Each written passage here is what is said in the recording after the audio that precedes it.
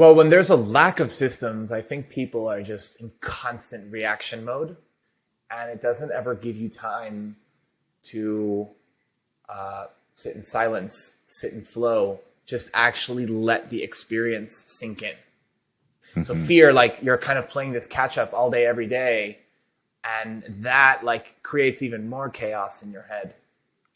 So I think one of the things leaders could do is just accept it. Hello, everyone, and welcome to the Flow Over Fear podcast, where it is our mission to help you to rise above fear and realize your ultimate potential in leadership and life. I'm your host, Adam Hill, and it is my goal to share with you the human side of high performance. My guests share their experience with fear, anxiety, struggle, challenge, and most importantly, despite all of it, how they rose above it to achieve incredible results. So, if you're ready to rise up, let's get started. Welcome to Flow Over Fear, everyone. I'm glad you're here. Today, we're going to talk about a great way to rise above fear, and my guest is going to help us through that. Because when we talk about things like fear or anxiety, whether we personally experience it, or we experience it in our organizations or businesses or companies or the things we're starting, a lot of that fear revolves around chaos. I mean, and that chaos that we experience as startups or entrepreneurs or things like that naturally comes from the uncertainty or the things that hit us randomly or just the lack of planning and those kinds of things. So how do we minimize the chaos that we can control? Well, one of the answers is better systems. And that is where I introduce my guest today. Ernesto Mandowsky is the CEO of CPD Advisors, a company that helps entrepreneurs to transform chaos into cash flow. Get it? Cash flow? With a degree in systems engineering and over a decade of developing technology solutions at companies like Deloitte Consulting, Myers USA, and The Palm, Ernesto is an expert in designing systems to help leaders rise above anxiety and chaos to scale their organizations and rise to new heights. Ernesto helps early stage founders transform their operations by designing systems, business systems, utilizing his proprietary 6P playbook.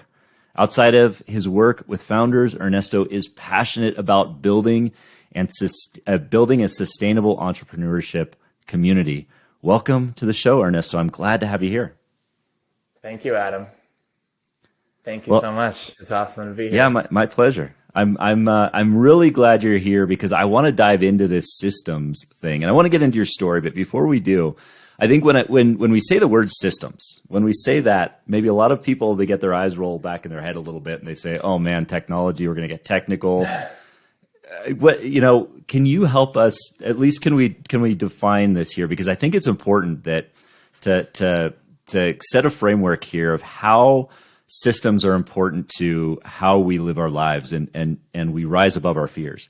So can you give us like a quick 1 to 2 sentence definition of what we're talking about when we're talking about systems here? Yeah. So I define systems as a combination of three things. You mentioned technology. People are like, oh my God, QuickBooks, overwhelmed. Right. Sorry to say it, but tools is one of the steps. So you have tools, you have people, and you have playbooks.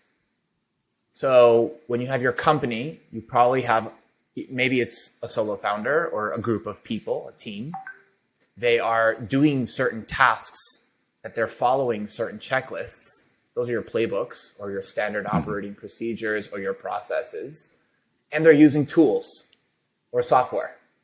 And the three pieces come together to create a result or an intended result. That's try to keep it as basic as possible. Well, it's a big word. Yeah. So I kind of put you on the spot there with asking you like, hey, define this great big thing in 1 or 2 sentences. But that was really good. And I think that's helpful because, putting into perspective of tools, people, playbook, that's helpful. I mean, I've run a business for a while now, and trying to operate systems, sometimes the systems themselves can be a source of chaos and a source of frustration and anxiety. How can you help leaders, or how do we turn these systems into something that help us to get over our anxieties or our fears as leaders? And how do we, even, I guess before that, how do we experience fear with a lack of systems? Well, when there's a lack of systems, I think people are just in constant reaction mode. Mm-hmm. On one end, when I used to work in restaurants, and a restaurant is just chaos 24/7. I mean, you have the kitchen, you have servers, everyone's constantly reacting to a guest complaint here. Another guest is running late. The server is an hour late. Everyone's just in a constant state of reaction. And it doesn't ever give you time to sit in silence, sit in flow, just actually let the experience sink in. Mm-hmm. So fear, like you're kind of playing this catch up all day, every day. And that creates even more chaos in your head. Yeah. So I think one of the things leaders could do is just accept it. To start, mm-hmm. I don't know if you ever studied thermodynamics. Did you ever take any courses or? Oh yeah, just this morning I read that. No, I'm totally yeah. The third law of thermodynamics is mm-hmm. that entropy is always increasing. For those who don't know what entropy is energy in the universe. It is always expanding and increasing. So just naturally, it is a law of the universe that there will always be an expansion in energy and there will always be chaos. So accepting it is kind of the first step. Wow. That's a great insight and using physics to help that. And I know I was joking, kind of saying not studying it before, but that is an important distinction because the laws of physics exist in our mind. And so you're talking about these, this simple philosophy or this simple idea that entropy or energy always that chaos is always going to exist. It's always going to exist in our mind, and if we can first accept it, I mean that's the nature of every successful program out there. Yeah, accept it, and then let's figure out a way to try to resolve some of that. And I'm interested in this make it flow restaurant. Yeah, make it flow. So and then make it cash flow. That's the important part too. So I'm interested in this starting out at restaurants thing because that's an interesting place to actually learn about the idea of chaos. Because not to brag, but I worked at Chili's for a long time when I was younger. Okay, so well-oiled machine. Machine. Yeah. You probably learned a lot. I definitely learned a lot. Definitely experienced a lot of chaos and anxiety. And if that's the idea of a well-oiled machine in restaurants, man, I hate to see what a non-well-oiled machine looks like. No offense, Chili's, you were great. But so what was that? So kind of going through that experience in the hospitality industry, tell us your story about how you came to realize systems were the solution, so to speak. My jam. Yeah. Well, my family's from around the world. Family in France and Brazil, Colombia, Argentina, lots of different places. And the few times we got together was in Miami. Very small amount of things you could do with a group of 20 people aside from eat. And so I have lots of really good memories. And I was like, wow, food is really cool. And when I was 18, I met a restaurateur and he owned 6 restaurants. And I said, wow, I want to be this guy one day. And then when I was in college, a mentor of mine said, you should study engineering. It's a really good idea. And, you'll learn business along the way. And I said, okay, cool. I'm going to study systems engineering. And then I asked myself, how can I combine systems engineering and restaurants? Mm. And it was not an easy question. I went to my parents and said, hey, I want to do restaurants. And they said, you're crazy, 90% fail. The fear starts kicking in. Sure. And then my first job at a restaurant, I was a busboy.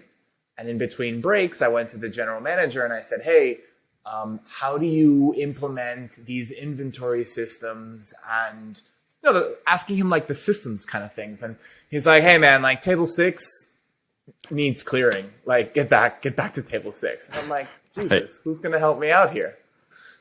More fear. But one day I was reading a book about the Ritz-Carlton, and for those who don't know, the Ritz-Carlton is like one of the top hotel chains in the world, and they're known for their 7-star service. Everyone's like very attentive to detail. The pool boy knows exactly how you like your towels. The bartender knows your favorite drink. The concierge knows it's your anniversary. And the book gave me this profound insight. And that is, yes, there's amazing training, but there's amazing playbooks, but they also have amazing tools and software that keeps track of every single data point of your guest.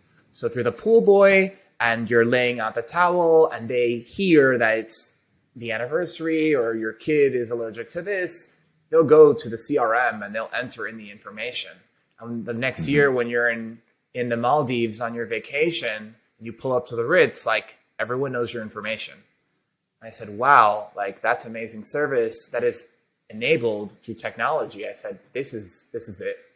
This is how I'm gonna get in. And I took a job at Deloitte, working in tech consulting.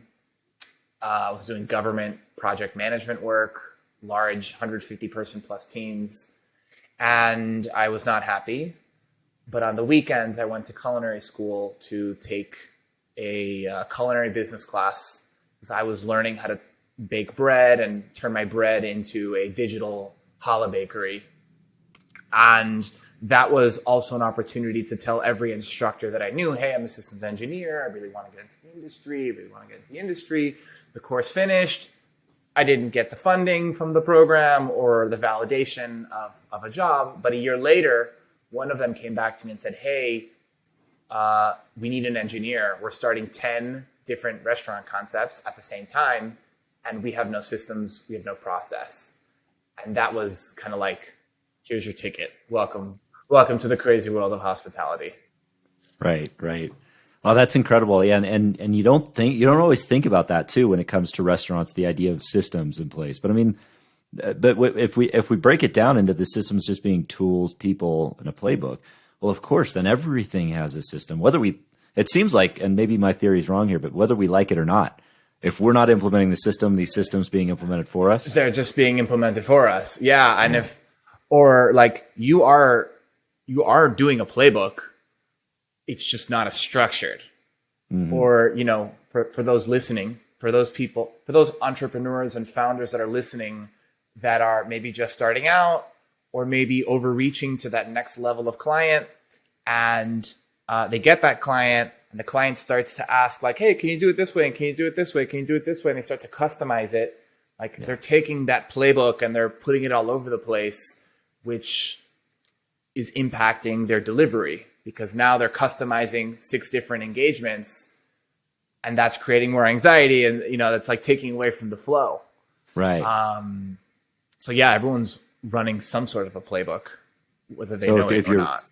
If you're running a bad playbook, then you're just creating more anxiety or more fear is what I'm hearing. Yeah. I mean, no good or bad. Yeah. I like to remove that. But if they're running playbooks that are out of the expectation, then yeah, it's just a source of potential even more chaos. That's an example of entropy, like more chaos being created out of fear. Sure. Yeah, and that kind of gets to another question I would have about that in particular. About you mentioned no good or bad systems, and I'd like to weigh on it. So instead of good and bad systems, we are you suggesting we say something more along the lines of not unaligned with what our values are, what our goals are? Or, yeah. I think aligned and unaligned are useful terms. Got it. Okay. Yeah. So not good or bad. Right. But useful. Right. Well, historically, I've not been very great at creating aligned systems. And I think that the example of that is in my experience, especially kind of running a pretty complex company. I run a chemical company that, we sell a variety of chemical products and a variety of units of measure, all these kind of different things. Probably not too undifferent from like a restaurant. Because we have a lot of different ingredients, a lot of different things like menu that, right? items. Yeah. So in terms of what kind of advice, like if you were to give like 3 pieces of advice to people in terms of creating systems for these very complex things, what would you advise that they first look at?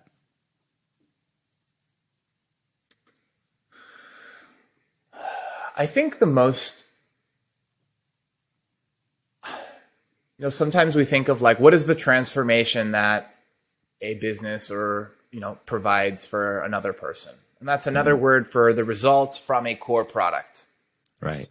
So I think fulfillment, like the delivery of that service is the most important system to nail down.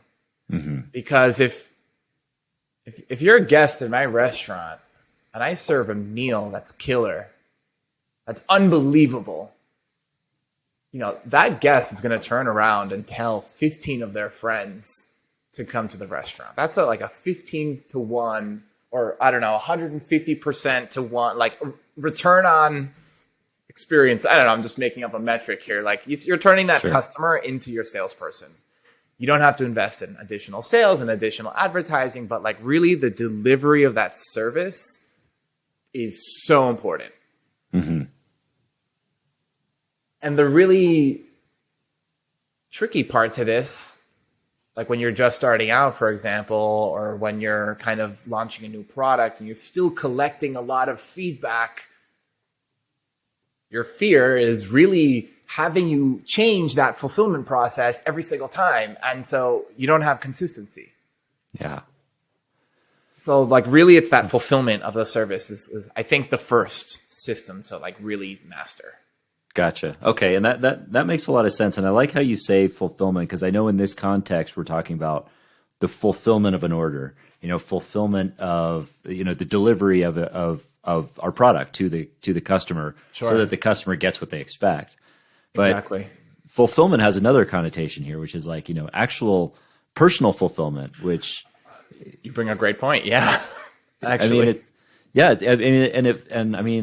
If we can deliver our own fulfillment personally from the standpoint of the tools, the people, the playbook that we put into place, the systems, that seems like an important part of this too.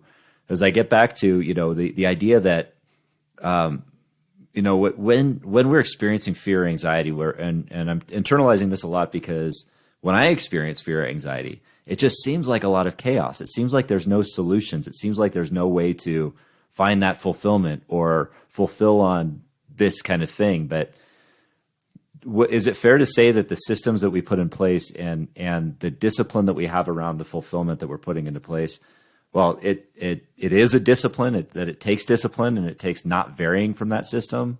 How would that resonate with you? What you're describing, something I'm experiencing. Do you have a team? I do. Yeah. Okay. Are you the operator of your team, or are you the? Exactly. Yeah. Perfect. Mm-hmm. Perfect. Right. So people like you and I and every other solo leader listening experiences this all the time, because we have the amazing responsibility of leading the vision forward and growing, but at the same time creating the structure and the system that like kind of manages that process. And so there's almost like this inherent conflict between and I don't know if like you have like spiritual listeners, between like the feminine side, like the growth and the creative force and energy, and then the masculine side, which is the structure, the integrity. And it's like this tug of war that's happening in your head. And then you throw in the ego that's just like, whatever you're doing sucks. It doesn't make it easy.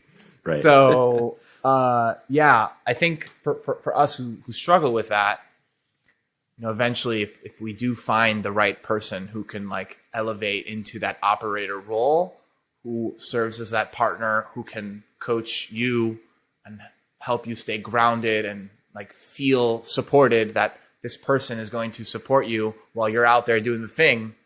You don't have time to like feel anxiety about your system because like, John's got it or Jessica's got it. Like they're taking care of that stuff. Like I'm out there in the flow, finding new sources of nectar and like growing the business. So you don't really have time for that stuff. Yeah. Yeah. No, absolutely. And that's something I think we all strive for. And maybe it's something that is relevant to what you were talking about earlier with that law of thermodynamics, the fact that chaos is always existing too, is that as entrepreneurs or business leaders or people in that seat that are experiencing that chaos, there's a natural tendency for us to kind of gravitate into the business and be the operators. Yeah. And it takes a certain level of discipline to pull ourselves out, make sure that that's being outsourced. That in and of itself sounds like it's a system we need to put in place. Yeah. I mean, it's our own, every month I have a cycle. I call it feeling pleased at the end of the month. Pleased is an acronym.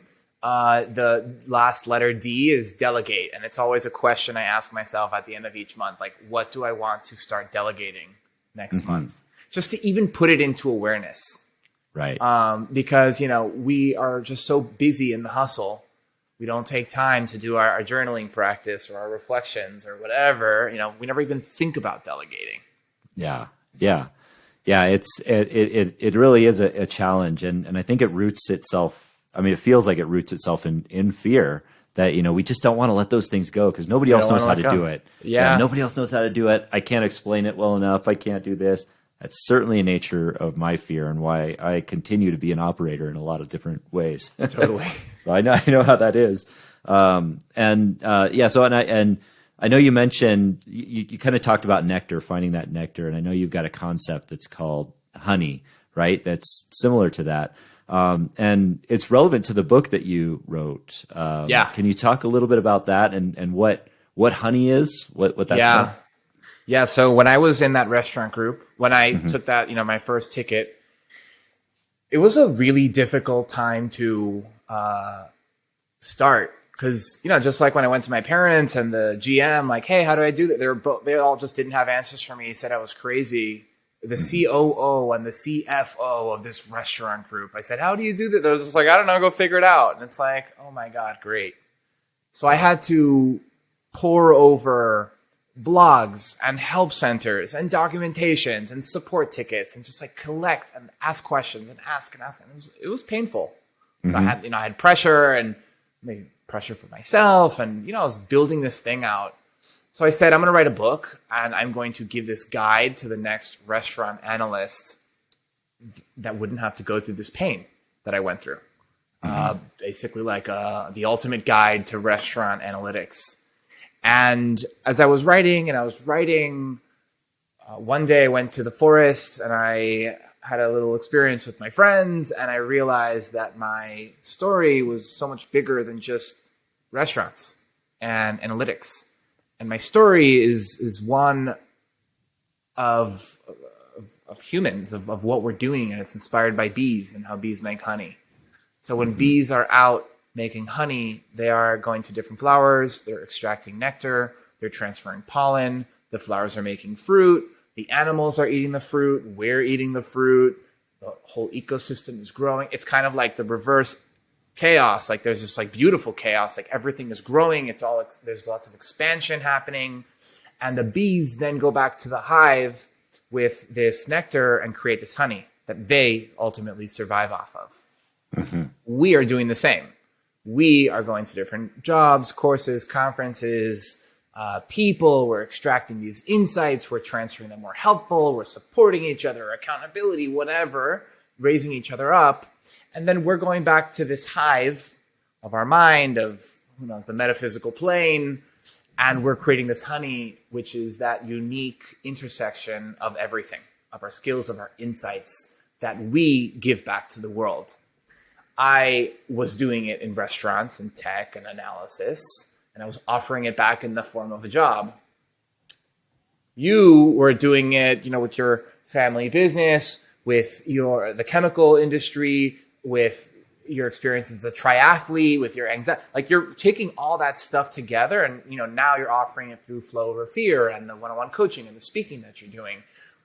And the story is that we're all bees cross-pollinating, extracting nectar, extracting insight, and then creating this honey that we can give back to the world. When I realized that, I said, holy moly, this is the book. Like, this is the book that I got to get out into the world and share my story and blah, blah, blah. And it became less of like a motivational book and just like a my story book, which is fun to now like bring out and tell and share. Mm-hmm. But the funnest thing is now connecting that to kind of what I do now. Right. Because entrepreneurs are all like bees, except the bees are like, they're there, they're present, they're focused. They're like, each flower at a time, and they're very diligent. Entrepreneurs are in the world of tomorrow. I mean, they're literally in the world of the vision. They're not present by definition because they're building a new world. Because they're so focused on tomorrow, they cannot think of like the structure and the playbooks and the systems of today that will help build the company that will create the world of tomorrow. Mm-hmm. So that's kind of how I find this intersection of it all. Yeah. That's where you come in. I mean, that's where your role and where your honey comes in, right? Is that idea of, the entrepreneur who has their head in the vision and where it should be. Somebody needs to come in and create those systems or help them create those systems, right? Totally. Yeah. And that's why I guess I felt that I suck at systems, is because, I guess I might have my head in the cloud somewhere. But yeah, no, that makes a lot of sense. And I love the way you put that there's beautiful chaos out there. And it's this chaos that exists that is in harmony in this world that is random but harmonious. I love that. Yeah. Exactly. I mean, it's like in our VVG group, right? Like we're all in there in the chats, like, oh, let's help each other out. Boom, boom, boom. And it's like chaos, but it's like beautiful. It's like beautiful chaos. Like that's the expansion that like we all want. That's the expansion that like really contributes to the growth of the universe. Absolutely. And by BBG, you mean the Brand Builders group, which we both met in. Yeah. It's a great, it's a great group of people, just all working in the same direction on different things, but so valuable to have those communities. I mean, and such a great metaphor to the bees, because it is a community just building this hive and creating this, sustainability for all of us. And what's the book called, by the way? It's called Newbie. Newbie. Oh man. NEWBEE. It originally was Newbie Foodie. Like, hey, you're a new person in the food world, but then it like chopped off the foodie, respelled the newbie part, and added a bunch of hexagons. That's great. It. And if you're listening and you're not watching the YouTube, he has a graphic on the back of his wall with hexagons, which looks like of course the hive as it's formed. So it's awesome. And by the way, great title, because any kind of pun-based title or anything like that speaks to my heart. As my listeners know, I love puns, and I annoy the hell out of them with them. So I think you're going to generate a lot of buzz around that. Sorry. There we go. Sorry. You've never heard that before. I know it. No. No, that's great. I mean, so you have the visionary, you have the person building the systems.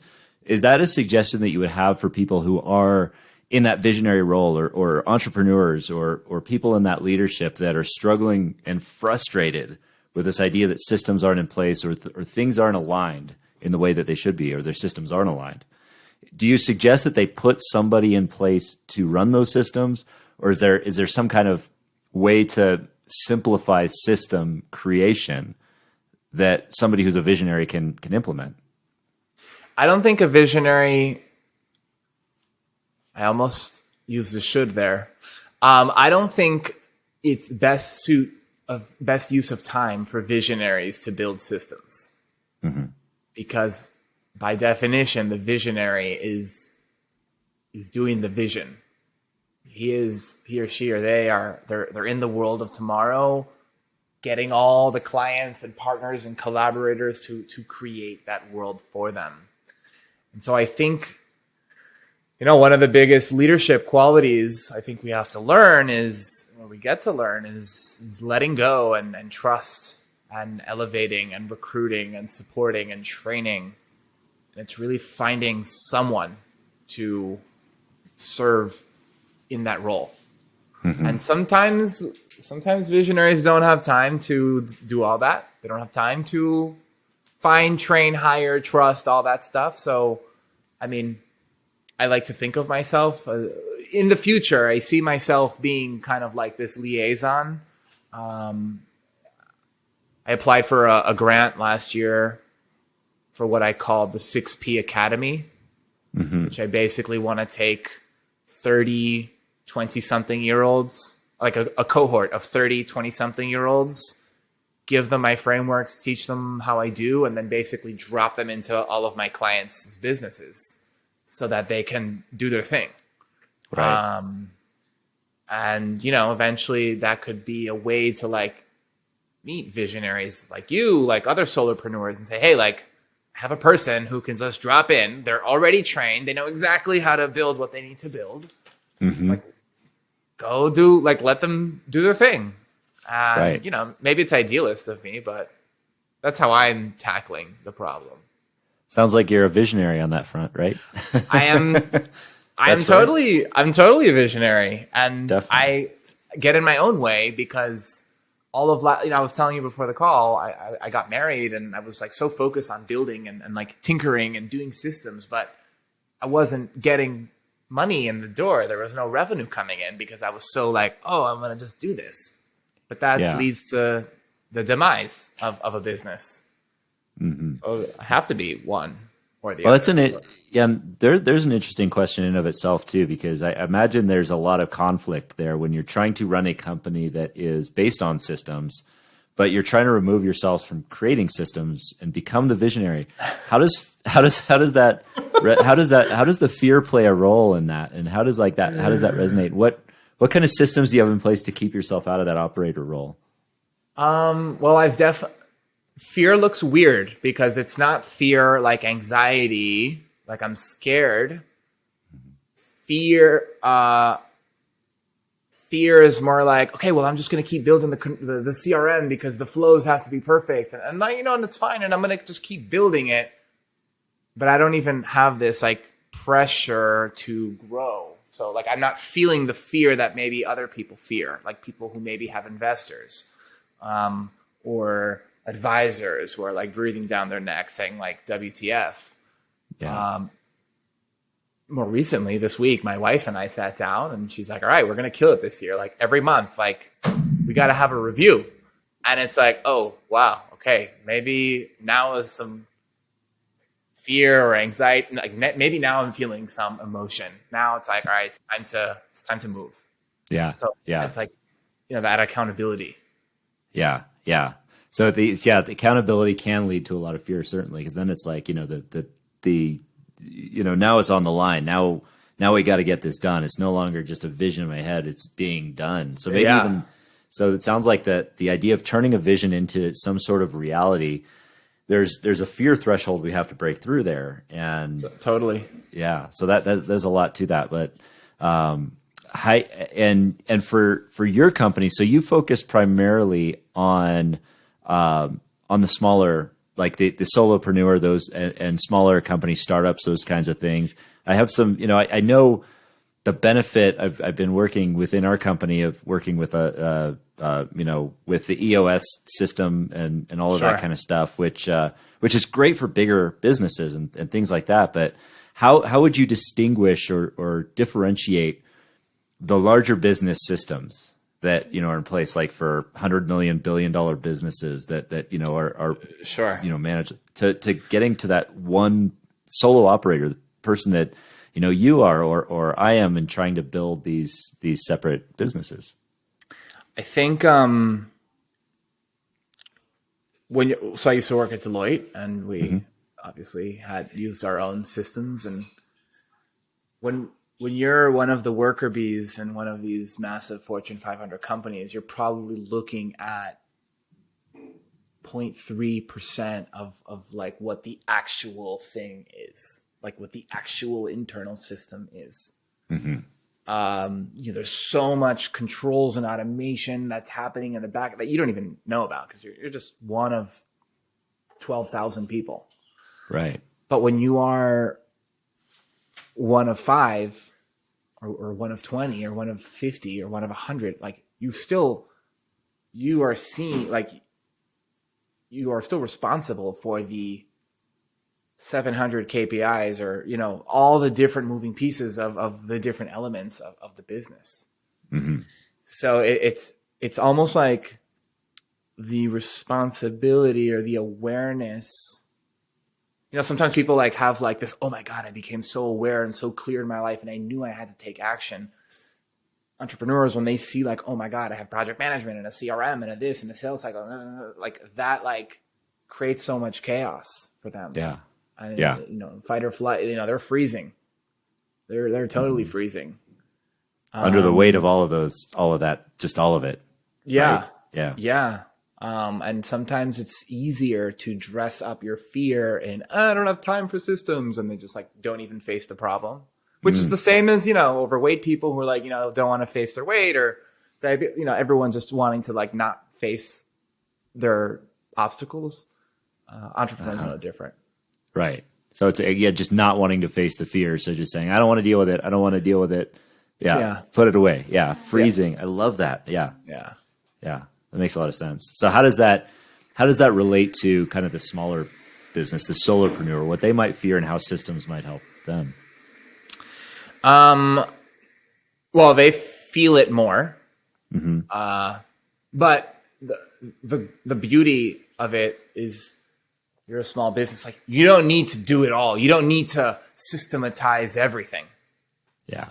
Earlier I said like, systematize fulfillment. Mm-hmm. Like get one product and sell it 1,000 times and just learn how to do that process 1,000 times very effectively before you start thinking about a VA and this and like just get really good at this one thing. And when things start to break down because you're so in demand, that's when you can start building systems. Yeah. And would you say that waiting until things break down, well, is there a point in time where you can kind of realize, wow, I'm expanding on this. The one thing that I'm doing really well is starting to blow up to the point where, at what point is it like, is that self-awareness of I need to start building new systems here. Or I need to start bringing people or tools or anything like that in. I think a good indicator of that is when the fancy term is NPS, when your net promoter score, when your feedback scores, when they used to be 10s and 5-star reviews, when they start hitting the 8s and the 7s and the 4.5 stars and the 4 stars, when your customer experience starts to go down. I think that's the biggest indicator. Like, okay, it's time to get that back up. Yeah. Okay. And then, so once you systems putting the right systems in place when that happens will get your focus realigned and you'll start to improve those scores again. So exactly. Clarity on the scores sounds like it's a very important aspect of all of this too. Aware, constant collection of feedback is super critical. And sometimes clients don't even know that you want to receive the feedback. They don't know that you're open to the feedback. They don't know how to give feedback. So you almost have to communicate with confidence, like, hey, one of our values is continuous improvement. Yeah. And another one of our values is transparent communication. Authentic communication of our feelings. So between continuous improvement and authentic communication, we will, you set the expectation. We will ask you at the end of onboarding, at the middle of our package, whatever that is, and at the end of the package, we will ask you feedback, and we want to really deliver an amazing you really have to enroll them into why it would be beneficial to provide the feedback. And after you jazz them up, they're going to probably provide the feedback. Right. Because it's in their interest to do that. Yeah. So make it their It's all in service to them. But again, this is a lot of, it's like such deep awareness that sometimes you're like so in the tomorrow or so in the, oh my God, I got to do a million things. You're not thinking of such a deep customer journey. Yeah. Yeah.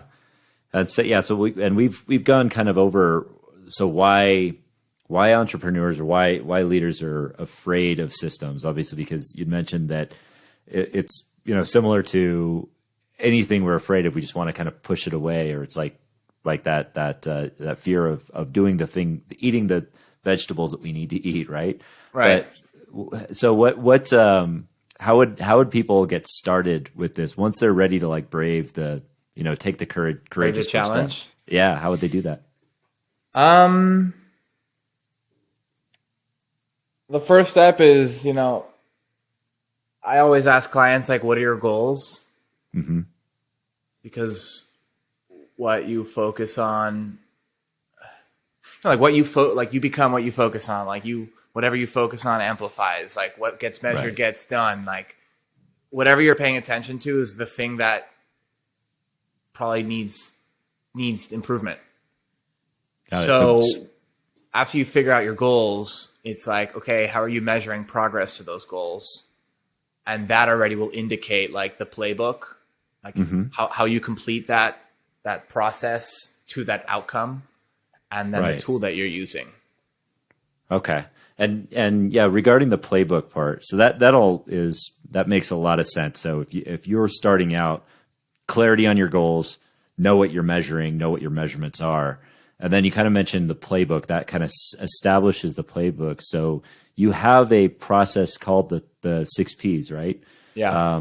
And I don't want to like give away the secret sauce, so to speak, but could you kind of like just kind of share a little bit with what that is, what that process is, and how it works? Yeah. So there's no sauce. I'm giving it away. I mean, there's so many books out there, so many blog articles. I mean, you operate on EOS, like there's traction out there. You could read it. The 6 Ps, so they stand for priorities, which is your goal setting, how you set goals, how you measure progress, how you set leading indicators to measure your progress. There is people, who are the relationships that you're going to surround yourself with to help you execute and fulfill on those goals. And that's clients, advisors, investors, partners, vendors, community, all the people around you. There's projects, which is your project management. It's your daily checklist. It is your scoping process when you start a new project. It's your lessons learned at the end of the project. It's the feedback analysis of your projects. Then there's promotion, which is all your marketing, your content creation, really whatever is creating more awareness of who you are and what you do. The fifth one is playbooks, which is your SOPs, the step-by-step how-to to your business. And 6 is planning, which is your daily, weekly, monthly, quarterly planning. And those are just the routine, strategic exercises that you go through to make sure you're continuously realigning, making sure that you're on track. Nice. I love that. Yeah. So that's kind of my core 6. That's great. How often do you suggest people keep an eye on this? I mean, I know that some of these, like, when you're looking at your daily checklist, obviously daily, but how frequently should people be looking at this and revising, modifying, doing all that? Going back to what you said about the small business and like, the awareness of everything kind of becomes overwhelming to people. I mean, this is your everyday. When you're a founder and you don't have a team, like you are wearing 8 hats. So I'm not saying look at your sales pipeline every day, but in theory, you should always be building your pipeline. You should always be creating content. You should always be out there speaking. You should always be fulfilling. Sometimes it's helpful. People say like, okay, on Mondays and Thursdays, I'll do discovery calls. So I don't have to look at, that information until the day before, or I'll do client work on Wednesdays through Fridays. So they're not looking at the content, the promotion stuff during that time, but really it's every day. This is your business. This is your life. This is what you're building. And if eyes are not on the prize every day, then the chaos is just gonna take you off path, and 90% of businesses fail. There's no shame around failure. It's just the numbers. So yeah. Every That's an day. interesting. That's a great answer every day, because every day if we don't have those systems in place, and you mentioned one of the things you talk about is chaos really being that obstacle to cash flow and all of these and fulfillment and those kinds of things, right? So we are going to if we're operating in chaos, we're just going to be, our minds are going to be focused on all of these different directions every day anyway. As long as we're focused on 6 specific things and specific elements in there, well, now we're organized, and organization is one of the antidotes to anxiety. So that's I think that's a great rule of thumb, is looking at these kinds of things every day and being aware of it and not letting them slip. So great. It's an amazing framework, and I think you've got amazing things going on here, and you've created an amazing niche, because for me personally, having, trying to start this new business, even when I'm running another one that has 150 employees and trying to put systems in place there, wow, it's so much different. I mean, there's just, wow. It's harder. I mean, there's a lot of elements. I mean, it's more rewarding, but there's also just a ton of fear, a ton of anxiety around all of this, and a lot of anxiety about running these kinds of business. And a lot of times what we think we're afraid of, hurting people or people's feelings or what people think of us, is really just kind of that veil of, we're afraid of putting the right systems in place to make this work properly. So I love that you clarified that we as owners, we as operators, we as visionaries are afraid of systems, and there's a way out of it, and you've created that way. So I hope so. Yeah, one way.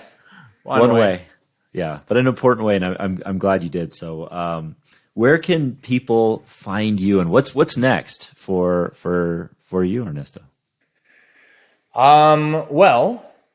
You had a great question, how to start with systems. I'm actually putting together a little 20-page ebook to help people walk them through the process of actually starting their journey, starting their systems journey.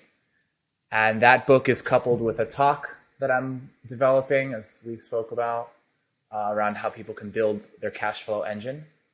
Mm-hmm. So that's kind of my focus for the next few weeks. We just launched a 3-month mastermind to get people through a 30-day accelerator on how to get introductions to the 6 Ps. Yeah. So we have a few different programs in the pipe right now, getting people to embody some of this stuff and feel the cash flow. That's awesome. So I'm good. No, that's exciting. I'm really anxious to read that 20-page book, and because. Yeah, I appreciate it. Because if you're listening today and you feel like chaos is part of the problem of rising above fear, be on the lookout for that. Be on the lookout for that ebook. And I know you have a newsletter. Can people just get the newsletter and be updated on when that's coming out? Yeah. If they go to ernestomandowsky.com or the link tree in any of my socials, I have just the newsletter sign up there. Okay. And I send one out every week. Awesome. And what's your social handle? Just Ernesto Mandowsky.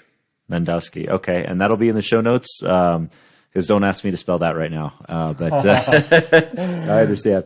I was cursed with an easy name. So but no, Ernesto, I'm so grateful for the knowledge drops you had with me today. This was amazing.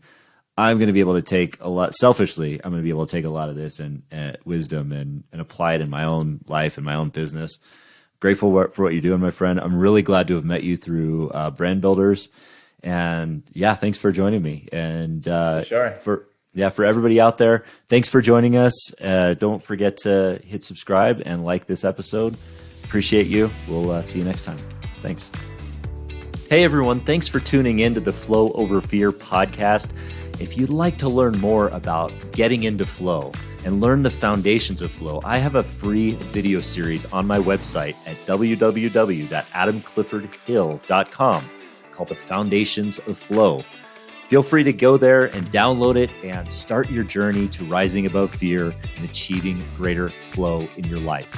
And if you like this episode, and I'm guessing you did if you stuck around for this long, then please do me a favor and hit the subscribe button, and you will receive notifications when I have new interviews, new recaps, and new trainings that pop up on YouTube. Thanks again for joining us.